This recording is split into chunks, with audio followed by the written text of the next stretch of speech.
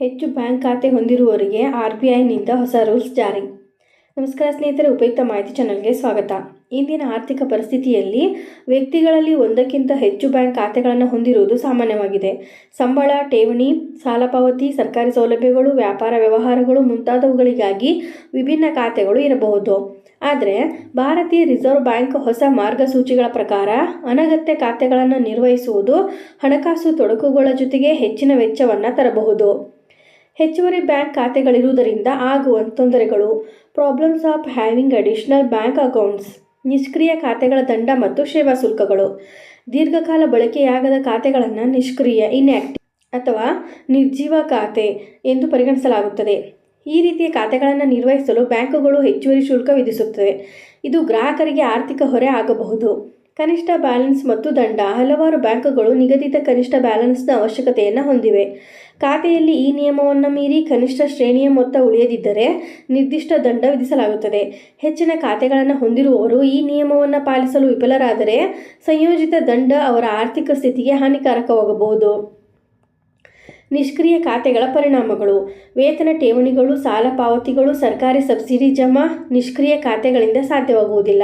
ಇದರಿಂದ ಆರ್ಥಿಕ ವ್ಯವಹಾರಗಳಲ್ಲಿ ವ್ಯತ್ಯಯ ಉಂಟಾಗಬಹುದು. ನಿಮಗೆ ತುರ್ತು ಹಣಕಾಸು ಸಮಸ್ಯೆಗಳು ಎದುರಾಗಬಹುದು. ಕ್ರೆಡಿಟ್ ಸ್ಕೋರ್ ಮೇಲೆ ದುಷ್ಪರಿಣಾಮ. ನಿಷ್ಕ್ರಿಯ ಖಾತೆಗಳಿಂದ ಸ್ವಯಂಚಾಲಿತ ಪಾವತಿಗಳು ವಿಫಲವಾದರೆ ನಿಮ್ಮ ಕ್ರೆಡಿಟ್ ಸ್ಕೋರ್ ಮೇಲೆ ನಕಾರಾತ್ಮಕ ಪರಿಣಾಮ ಬೀರುತ್ತದೆ. ಇದು ಭವಿಷ್ಯದಲ್ಲಿ ಸಾಲ ಪಡೆಯುವ ಸಾಮರ್ಥ್ಯವನ್ನು ಹಿಂಜರಿಸಬಹುದು.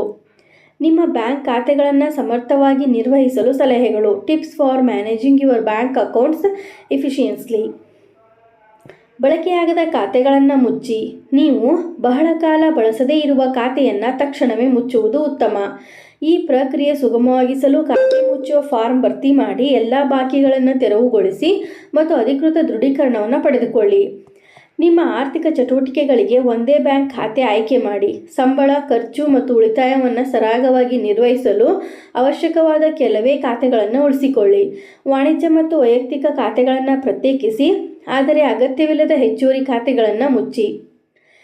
ಬ್ಯಾಂಕ್ ಖಾತೆಗಳಿಗೆ ಲಿಂಕ್ ಮಾಡಲಾದ ಸೌಲಭ್ಯಗಳನ್ನು ಪರಿಶೀಲಿಸಿ.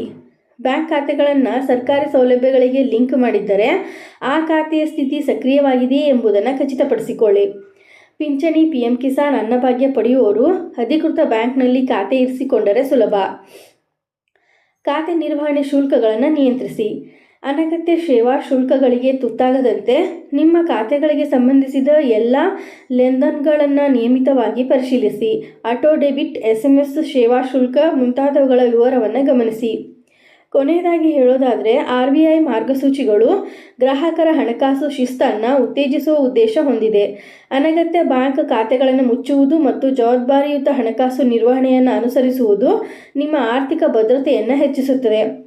ಆದ್ದರಿಂದ ಬ್ಯಾಂಕ್ ಖಾತೆಗಳನ್ನು ಆಜೀವ ಸೇವೆಗಿಂತ ಬುದ್ಧಿವಂತ ಆದಾಯ ನಿರ್ವಹಣಾ ಸಾಧನವಾಗಿ ಪರಿಗಣಿಸಿ ಖರ್ಚು ಕಡಿಮೆ ಮಾಡಿಕೊಳ್ಳಿ ಮತ್ತು ಸುಲಭ ಹಣಕಾಸು ನಿರ್ವಹಣೆಗೆ ದಾರಿ ಮಾಡಿಕೊಡಿ. ಇದೇ ರೀತಿ ಮಾಹಿತಿಗಾಗಿ ನಮ್ಮ ಚಾನಲನ್ನು ಸಬ್ಸ್ಕ್ರೈಬ್ ಆಗಿ ಮತ್ತು ಶೇರ್ ಮಾಡಿ. ಧನ್ಯವಾದಗಳು.